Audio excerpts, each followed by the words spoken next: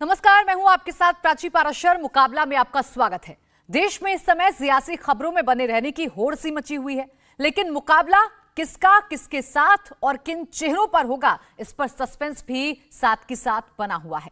लेकिन एक मामले में जिस पर सारा विपक्ष एक है, वो है 2024 में मुकाबला सिर्फ और सिर्फ नरेंद्र मोदी से है।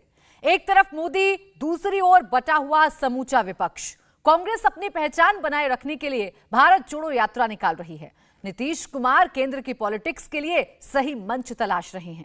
विपक्ष के एक एक उस नेता से मिल रहे हैं जहां से भी उनको मोदी विरोध की संभावना नजर आती है। लेकिन इन सबसे अलग नजर आते हैं एआईएमआईएम के अध्यक्ष असदुद्दीन ओवैसी, जिनका क्लियर एजेंडा है दलितों की बात करो, आदिवासियों की बात करो, समाज के हर उस वर्ग की बात करो जो कमजोर है, पिछड़ा है, और इसमें मुसलमान वोट बैंक को जोड़ दो। ओवैसी का टारगेट अभी गुजरात विधानसभा चुनाव है। जमकर सियासी दौरे कर रहे हैं, रैली पर रैली कर रहे हैं और हर रैली में मुस्लिमों पर जुल्म की बात जरूर दोहराते हैं। ओवैसी जब मुसलमानों की बात करते हैं तो उनके निशाने पर सिर्फ बीजेपी नहीं, उनके लिए चुनौती बनने वाले सभी दल होते हैं। ओवैसी भले ही अभी गुजरात में अपनी चुनावी जमीन तैयार कर रहे हों, लेकिन उनका असली टारगेट 2024 होता है। ओवैसी यहीं से मोदी यानी बीजेपी के लिए, कम विपक्ष के लिए बड़ी मुश्किल बन जाते हैं, क्योंकि सारा खेल मुस्लिम वोट बैंक का होता है। लेकिन ओवैसी की मजहबी सियासत के बीच बड़ा सवाल उठता है, क्या मोदी के खिलाफ विपक्ष सचमुच एकजुट हो गया है? मुकाबला में इस पर बहस की शुरुआत करें उससे पहले आपको सेकुलर बातें करने वाले ओवैसी के भाषण का एक हिस्सा सुनाते हैं। गुजरात की एक चुनावी रैली में उन्होंने क्या बोला। जब जालिम जुल्म करने के लिए आता है, इख्तिदार के नशे में चूर हो जाता है और कहता है कि मैं जो चाहे जुल्म करूंगा, मैं जिसको चाहे उसकी गर्दन को काट दूंगा, मैं जिसको चाहे उस महिला का बलात्कार करूंगा।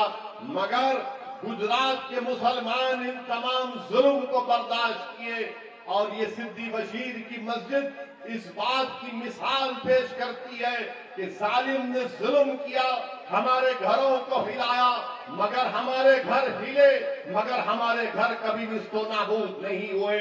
जालिम ने आकर हमारे घरों को हिलाया, मगर उसमें इतनी हिम्मत नहीं थी कि हमारी जबानों से कलमे का खात्मा कर सके।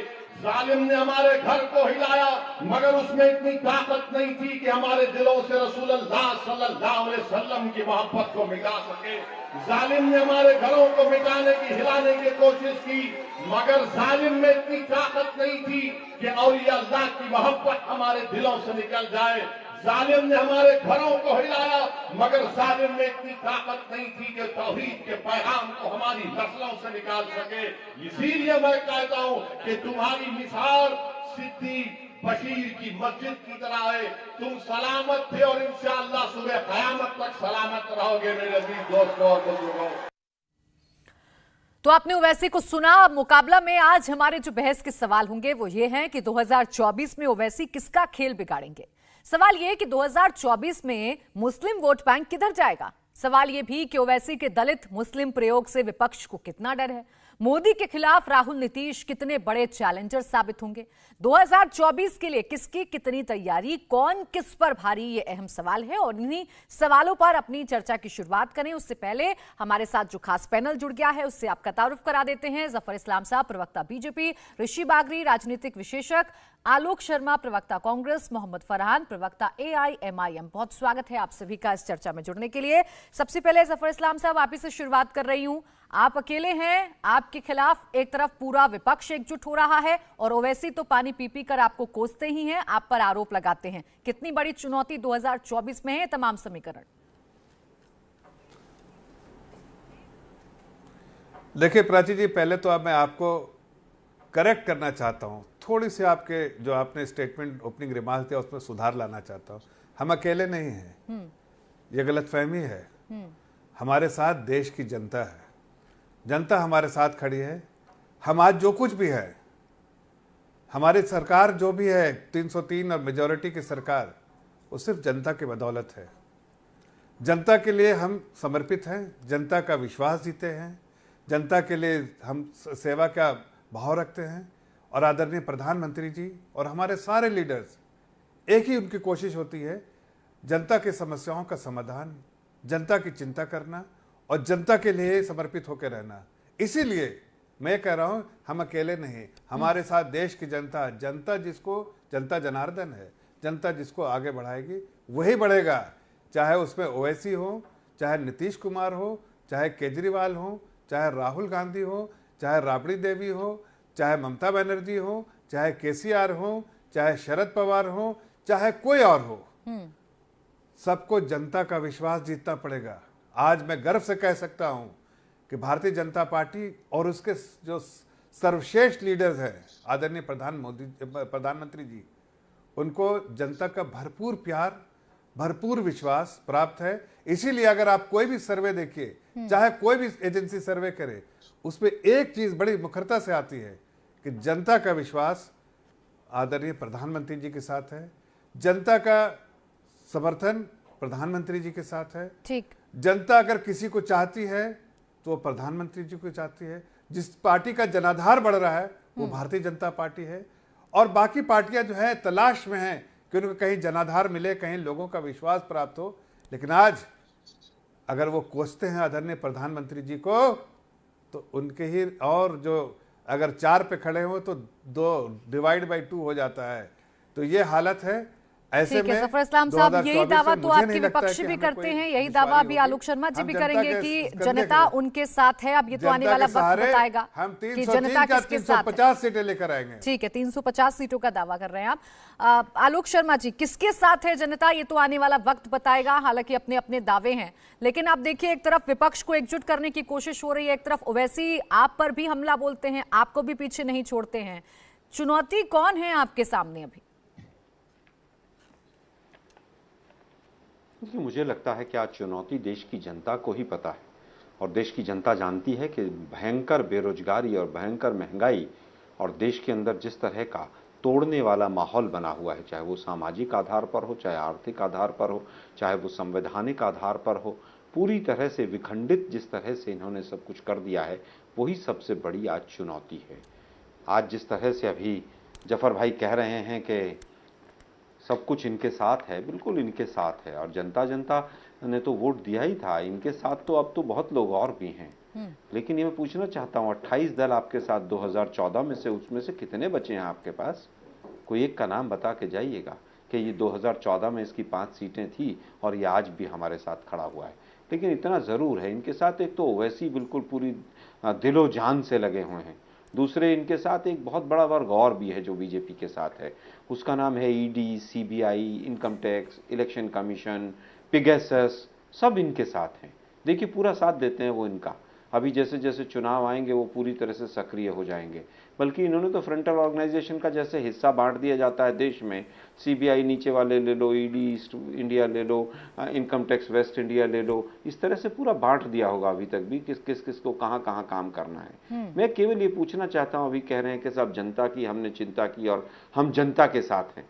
अरे भाई, हाईएस्ट महंगाई, कितनी महंगाई है, बेरोजगारी दर 50 साल की हाईएस्ट है, 6.5 करोड़ लोग बिलो पॉवर्टी लाइन वापस चले गए हैं। क्या ये सच नहीं है कि आज 89% जो बच्चे हैं वो मॉल न्यूट्रिशन पैदा हो रहे हैं? आपने 2016 के बाद किसानों की आत्महत्या के आंकड़े आने बंद कर दिए हैं। अनऑर्गेनाइज सेक्टर में अभी एनसीआरबी के जो आंकड़े आए हैं, 3 गुना सुसाइड रेट बढ़ गया, आत्महत्या की दर, मजदूर आत्महत्या कर रहा है। उसके बाद भी आप कहते हैं आप जनता के साथ हैं क्योंकि आपने 5 किलो राशन दे दिया मोदी जी का फोटो लगाकर उसके ऊपर। मुझे लगता है बड़ा दुर्भाग्यपूर्ण है।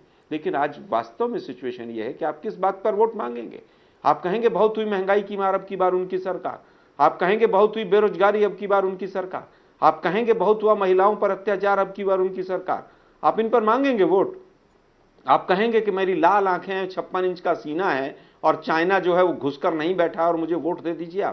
आप मांगेंगे इन चीजों के ऊपर? ठीक है, आपका जवाब देना चाहते हैं जफर इस्लाम साहब, आप जवाब दीजिए, फिर बाकी मेहमानों के पास जाऊंगी। आलोक शर्मा जी कह रहे हैं आपके पास तो मुद्दे ही नहीं है, देश में इतने सारे मुद्दे हैं, आप उसकी तरफ बात ही नहीं करते हैं। आप किसानों के नाम पर अब वोट मांगेंगे कि किसानों की आमदनी जो है वो 2022 में डबल हो गई? देखिए, आप मांगेंगे इस बात पर वोट? मैंने कहा 2022 में मैंने सबको छत दे दी और 2022 में सबके घर नल लग गया।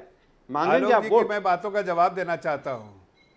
मैंने सिर्फ मैं तो सिर्फ इतनी बात कह रहा हूं कि इनके पास कोई ऐसी चीज नहीं है जिसके ये हमें कटघरे पे खड़े, एक्सेप्ट रिटोरिक, कि एक ही चीज को बार बार बोलना है, चाहे वो जनता उसको समझ पा रही है अच्छे से कि सच्चाई क्या है और इनका जो अफवाह और झूठ फैलाने का काम क्या है। हकीकत तो मैंने क्या कहा, मैंने कहा कि हम जो कुछ भी हैं वो जनता की वजह से है, जनता जनार्दन है, हमने कहा ना।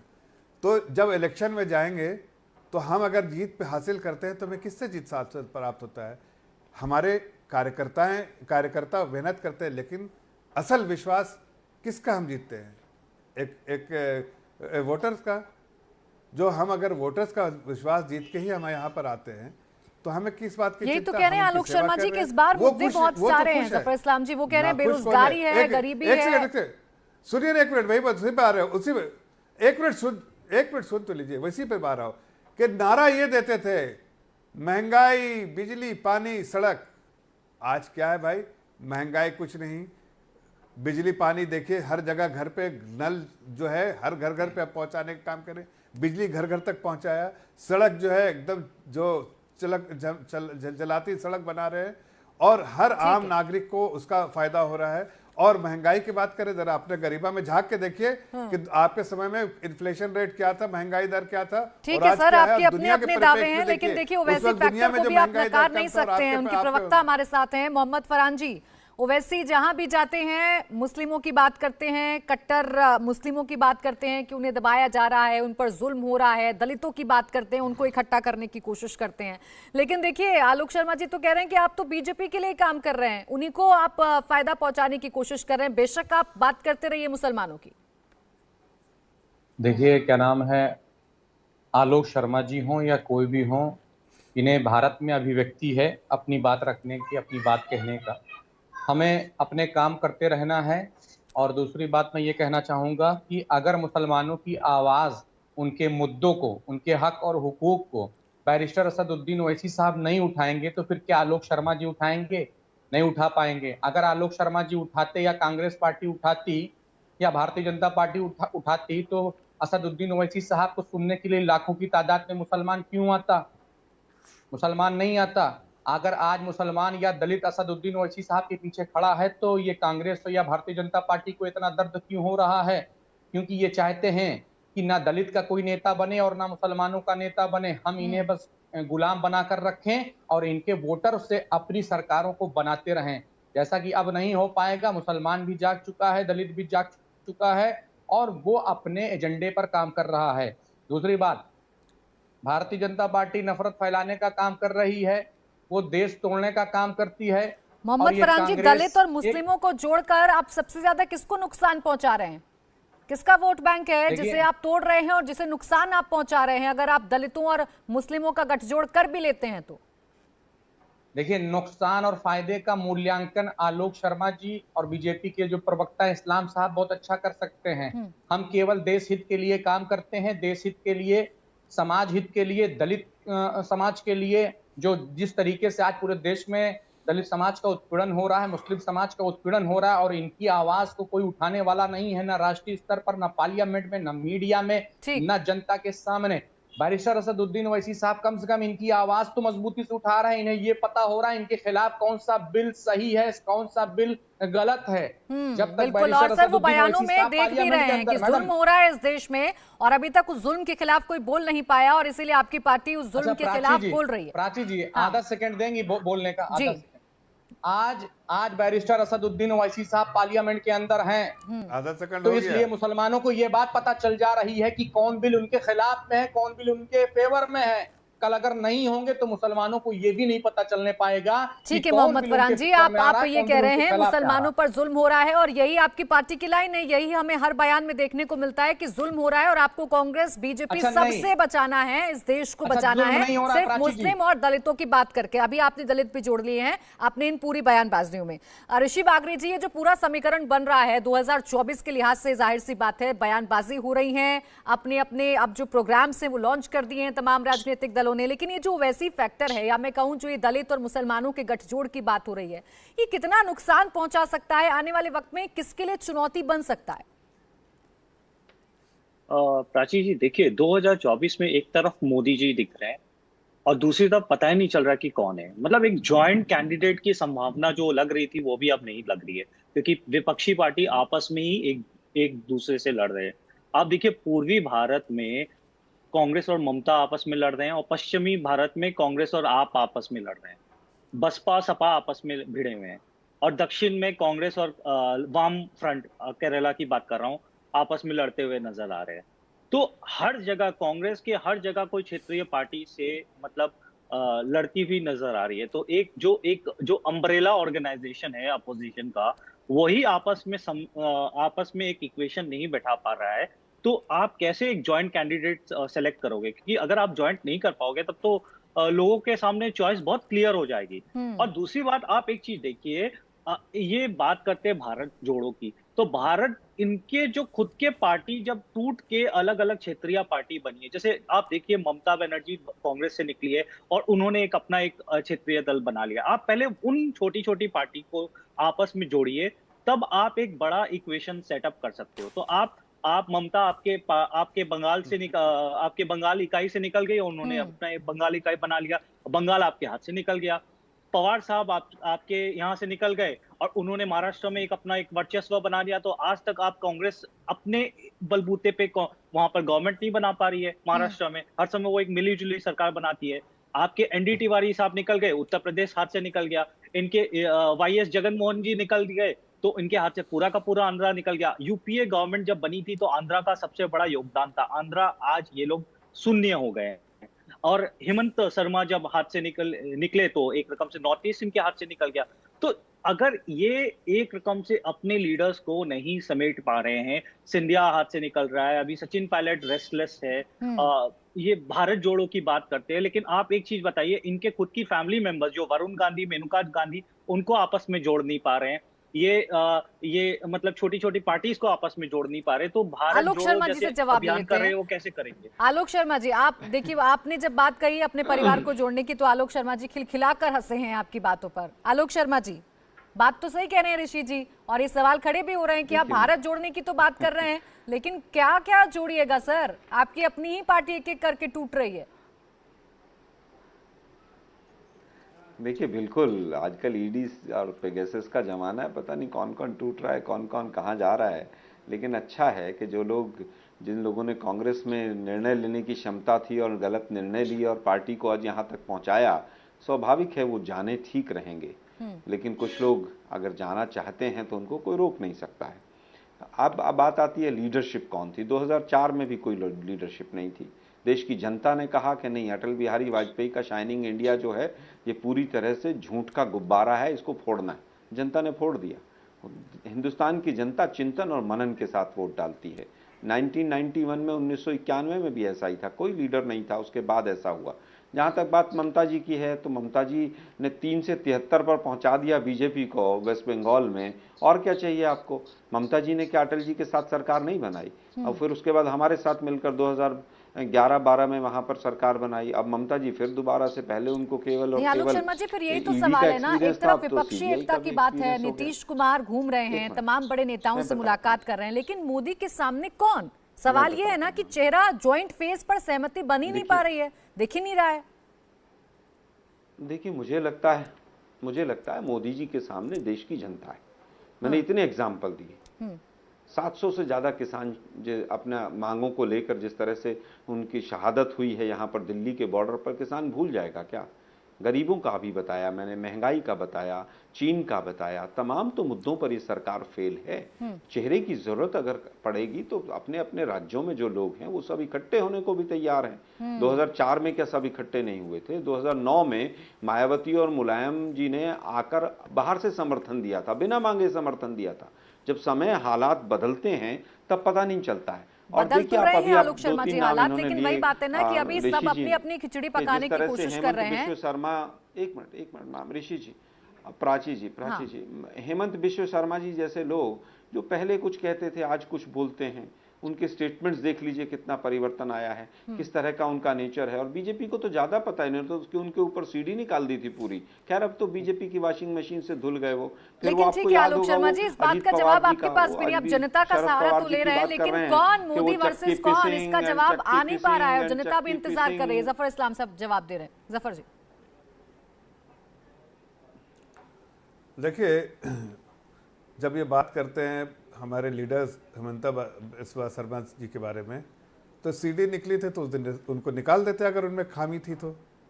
आपको लगता था कि उनमें कमियां हैं तो निकाल देते हैं। आपके पास रहे तो ठीक है, हमारे पास रहे तो वॉशिंग मशीन हो गया है। अरे भाई उस वक्त निकाल देते तो मैं मानता कि हाँ आपने सही डिसीजन लिया है। भाई आप हमसे हम हो सकता है कि जो चीज सोच रहे हैं, लेकिन ये बाद में इन्वेस्टिगेशन के बाद सही नहीं पता चले, वो नहीं बात होगी। लेकिन आप तो निकाल देते, आप निकाल, आपके पास रहे तो सोना, हमारे पास रहे तो कोयला। वाह रे वाह, हमने वाह तो रे वाह, बिस्किट ये ही कोई ऐसा फॉर्मूला खिलाया है कि उसी से भाई? बाहर हो गए वो। हमने तो ऐसा वो प्रोटीन वाला बिस्किट खिलाया, उसी से बाहर हो गए वो। ये प्राची हकीकत जी, है। अब मैं कुछ बोलना चाहूंगा। नहीं, अभी आगे आगे देखिए, आपके जितने लोग हैं ना, वो सभी लोग आलोक भाई, पहले सही कहा किसी ने कि आप अपने जो बोलते हैं ना, जब पानी चूता है ना छत से, तो पहले उसको रोकने की कोशिश की। आपके यहाँ तो कभी अभी गुलाम नबी आजाद चले गए, कल को 28 पार्टी में 28 लोग थे 2014 में। मैंने सवाल पूछा उनमें से एक कोई बचा है तो नाम बताइए, वो नहीं बताएंगे। कांग्रेस कांग्रेस कांग्रेस, देखिए बहरूपी राजनीतिक विश्लेषक बैठ जाते हैं, कांग्रेस के अलावा कुछ बोलते ही नहीं। सुनिए ना, बता रहा हूँ, एक मिनट और आरएसएस के वही बता रहा हूँ। चक्कर काटते हैं, शाम को राजनीतिक जनता का विश्वास, अरे सुन तो लो, विश्लेषण कीजिए, अच्छा लगता है। बीच में क्यों बोल रहे हैं आप? सुनिए ना, अरे सुनिए ना, आप बताइए ना भाई, जो 28 पार्टी आपके हमारे पास 2014 में कितनी सीटें उसमें से कितनी बची हैं बताइए जरा। आप तो इतना अच्छा काम कर अरे रहे हैं, महाराज सुन तो लो, उसी का जवाब दे रहे हैं, सुन तो लो महाराज। और लाल किला चंडीगढ़ में बना ही दिया है आपने।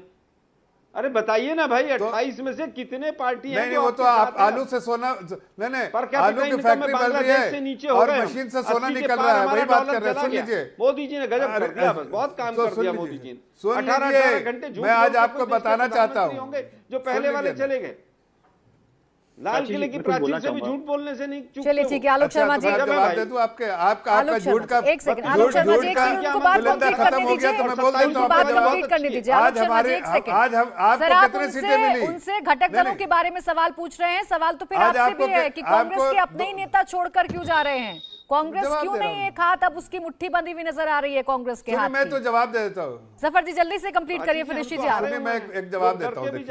मैं तो कह रहा हूँ कि इनके 2014 में कितनी सीटें थी, 2019 में कितनी सीटें थी, और आज देखिए हमारी तो 303 बढ़ के हुई है। और मैं आपको यकीन दिलाना चाहता हूँ, चाहे हमारे साथ हमारे घटक दल के रहे, नए घटक दल के लोग आए या ना आए, हम अपने बलबूते पे कह सकते हैं कि हम कंप्लीट मेजॉरिटी में आएंगे। और अगर हमारे घटक दल साथ रहे, हमने कभी किसी का दामन छोड़ा नहीं, हमने बराबर उस धर्म का पालन किया जो एक होना चाहिए घटक दल के प्रति, उसका पालन किया। अगर कोई हमें छोड़ के गया है, जनता उसके साथ हिसाब लेगी। लेकिन आप तो बताइए, आप 2 लड़के चले थे यूपी में, कहाँ गए भाई? जिसके कंधे बैठे उसी को जमीन के अंदर कर दिया। कांग्रेस पार्टी के साथ एसोसिएशन, मतलब हम तो अपने पॉलिटिकल पार्टी को आगे बढ़ाने का क्या? हिंदू मुसलमान और फ्रंटल ऑर्गेनाइजेशन इनको छोड़ दीजिए, आपको पता चल जाएगा आप क्या हैं। आलोक शर्मा जी, असुद्दीन ओवैसी तो आपको गोडाउन बता रहे हैं। आलोक शर्मा जी, ओवैसी तो आपको गोडाउन बता रहे हैं। एक सेकंड जफर जी, एक सेकंड जफर इस्लाम साहब, एक सेकंड। आलोक शर्मा जी, आपको तो ओवैसी गोडाउन बता रहे हैं, कह रहे हैं कि कांग्रेस तो गोडाउन हो गई है, लोग निकलते जा रहे हैं। देखिए, मुझे लगता है कि AIMIM का पार्टी का नाम ही जो है वो मुसलमानों की हिफाजत के लिए, ये तो ऑलरेडी संविधान के खिलाफ काम करते हैं कि एक ही धर्म की पार्टी है। क्या मतलब है इनकी पार्टी का? जरा फरहान साहब से पूछिए कि हम मुसलमानों के उत्थान के लिए काम करेंगे। अब थोड़ा थोड़ा दलित याद आने लगे हैं इनको। गजब है भाई। एक एफिडेविट दिया था इलेक्शन कमीशन में सब पार्टियों ने कि हम एक धर्म के लिए काम नहीं करेंगे, वो एफिडेविट भी नहीं दे रखा, लेकिन बीजेपी का संरक्षण प्राप्त है इनको, वो बचा के रखेंगे। आलोक बिहार शर्मा में जी, गए तो लेकिन बिहार में आरोप तो 15 ये सीटें है दूसरे आरोप लोगों तो को ये है आई कि है। भाई बताइए। जो और फिर आलोक मुस्लिम शर्मा वोट जी बैंक है सवाल वो हाथ कर से रहे हैं। फिसल रहा है अरे भाई, विपक्ष के, और आप इसीलिए टारगेट कीजिए इसीलिए ना, आप ओवैसी टारगेट को करते आप हैं, बीजेपी की आप बी तो टीम टारगेट बता रहे इधर से नहीं करते हैं। हैं। फरहान जी तो यही आलोक कह रहे जी थे। को- चला जाएगा इसलिए आप टारगेट आलोक नहीं जी- करते उनको। मोहम्मद फरहान जी, खुला खुला उनके खिलाफ बोलते हैं। मोहम्मद फरहान जी, आपकी पार्टी को ही बता रहे हैं कि ये तो गैर संवैधानिक पार्टी है, सिर्फ एक ही आप एक ही अच्छा, धर्म की ठीक बात है। करते रहते हैं, सिर्फ मुसलमान मुसलमान और मुसलमान। अच्छा, ये अब मैं बोलूं। जी देखिए, अगर मुसलमान राहुल गांधी, प्रियंका गांधी, सोनिया गांधी या आलोक जी ने किया होता तो आज इनकी ये स्थिति ना होती, ये भी आपको बता दें। इन्होंने नहीं किया। इन्होंने दलित और मुसलमानों को लाकर हाशिए पर खड़ा कर दिया, उनका केवल वोट बैंक लिया, उसके बाद उनके नेताओं को क्या नाम है किनारे दरी पर बैठा दिया, उनको अपना गुलाम समझा, उनको नेता कभी बनाया ही नहीं, उनको चीफ मिनिस्टर नहीं बनने दिया। आप बताइए कितने चीफ मिनिस्टर बनाए होंगे कांग्रेस पार्टी। और दूसरी बात मैं कहना चाहूंगा बीजेपी आलोक जी, तो अच्छा एक मिनट आलोक जी बना प्लीज। देंगे। अब तो बिहार में 5-6 अच्छा, एमएलए आलोक आए जी। थे, वो तो छोड़ के भाग गए। अच्छा आलोक जी, बीजेपी अच्छा, को आलोक फायदा जी, सुन पहुंचाने लीजिए। के लिए गुजरात में आप लोग सीएम बनाओगे अपना। गजब है भाई, अच्छा, हास्यास्पद है। अच्छा ठीक है आलोक जी, हम कुछ नहीं बताइए ना, बनाएंगे, बिहार आप में सीएम बना रहे हैं आप प्रधानमंत्री लोग को बना अपना। दीजिए। केवल और केवल अच्छा, बीजेपी से मलाई खाना और कांग्रेस को नुकसान देना तमाम राज्यों में। अच्छा आलोक जी, आप बीजेपी ऐसा के इशारे करिए, पर काम ओवैसी करती है साहब आम को आदमी प्रधानमंत्री पार्टी का और चेहरा बना ओवैसी साहब की पार्टी। ओवैसी साहब आप के ओवैसी ऊपर साहब फुल का पेज दी। ओवैसी साहब को प्रधानमंत्री का चेहरा बना दीजिए ना। इसलिए हो रही है कि सीएम अच्छा या ये पीएम बताइए, बनेंगे। ओवैसी साहब को प्रधानमंत्री का चेहरा बना सकते हैं आप बताइए, ओवैसी साहब को प्रधानमंत्री का चेहरा बना सकते हैं राहुल गांधी जी से? क्यों नहीं बना सकते? मुसलमान है इसलिए? कांग्रेस के अच्छा, मुसलमान है इसलिए नहीं बना सकते आप? उनको।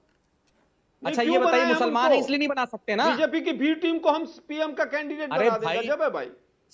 मेरे भाई, बना हम दें? कह रहे हैं बीजेपी पीएम की का, आप मदद सीएम करें की आप बात लोग कर रहे हैं।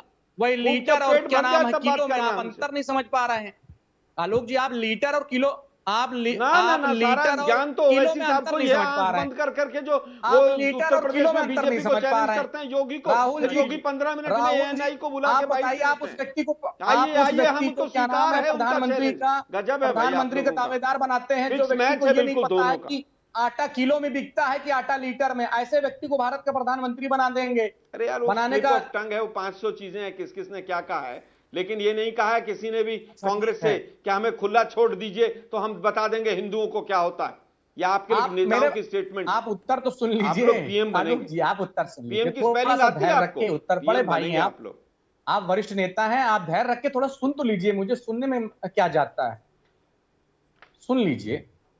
देखिए ऐसा है आलोक जी, आप अब भविष्य में कभी सरकार में आ नहीं पाएंगे। उसके पीछे कारण क्या है ये जान लीजिए। भारतीय जनता पार्टी वो को देश की अब जनता अगर तय करेगी, हैसियत ओवैसी थोड़ी ना अरे तय मेरी बात करेगी। सुन लीजिए, फिर आप 3 क्यों लोग आप बैठे, बात क्यों नहीं सुन राजनीतिक पाते? विश्लेषक, बीजेपी और एआईएमआईएम, सबके हिट लिस्ट अरे पे मेरे- कांग्रेस है। इसका मतलब कांग्रेस आ रही है, कांग्रेस ठीक काम कर रही है अरे देश मेरे, के लिए। अच्छा हाँ, कांग्रेस आ रही है, ठीक है, आप तो सुनेंगे। लेकिन आलोक कभी शर्मा नहीं जी, सुन आपने ये तो पाएंगे। मान लिया कि असदुद्दीन ओवैसी कांग्रेस को तो नुकसान पहुंचा रहे हैं, चाहे किसी को पहुंचाएं चाहे ना पहुंचाएं, जो कोर वोट बैंक कहे जाते हैं आपके, उसी पर हिट कर रहे प्राची हैं जी, मेरी ओवैसी। बात पूरी होने दीजिए। मैं आ रही हूँ फरहान जी, एक सेकंड। ऋषि बागवी बिल्कुल, साहब मैम, बहुत इसमें देर से कहीं बोलना पर चाह कोई रहे हैं दो सर, राय आप नहीं। एक दूसरे से आम आरोप आदमी प्रत्यारोप पार्टी में हो, उलझे रहे चाहे हैं। ऋषि AIIM बागवी जी, नहीं, प्राची जी, देखिए मैं कम से कम एक इस चीज बात को आपको तो बता स्वीकार रहा लिया हूं। नुकसान पहुंचा रहा आलोक है। शर्मा आज जी ने ये कि कांग्रेस आज- को भी नुकसान पहुंचा रही है, और ममता की बात पर क्या जवाब दिया था वो भी आपने सुना था। नहीं, मैं एक ही चीज बोलूंगा, कांग्रेस अपने अंदर में नहीं झांकती है। वो कभी ममता को बी टीम बोलेगी, कभी आपको बी टीम बोलेगी। अच्छा, मजे की अरे बात है, किसी दिन ममता राहुल भी इनको गांधी बी को भी टीम बी बोलती टीम है वो ही कह बीजेपी देंगे कि की। ये बी आलोक जी टीम। प्लीज मुझे बोलने दीजिए, मैं आपके बीच में नहीं बोल रहा हूँ। ममता भी इनको बी नहीं, टीम मैं नहीं बोलती है बोल रहा बीजेपी बीच की। में। तो एक मैं नहीं दूसरे बोल को ये लोग बीजेपी की बी टीम बोलते रहते हैं और आपस में लड़ते रहते हैं। अब मैं आपको एकदम फैक्ट बेस्ड बात बताता हूं। लोकसभा इलेक्शन में 13 स्टेट और यूनियन टेरिटरी में कांग्रेस ने खाता तक नहीं खोला। उसमें आप दिल्ली है, गुजरात है, आंध्रा है, राजस्थान है, हरियाणा है, उत्तराखंड है, और भी बहुत सारे चीजें। तो आपको ये सारी चीजें देखनी पड़ेगी कि आपका अंदर, आपकी नीचे से आपकी धरती पूरी साफ हो चुकी है। उत्तर प्रदेश में आपके 403 में से मात्र 3 या 4 एमएलए चुन के आए हैं।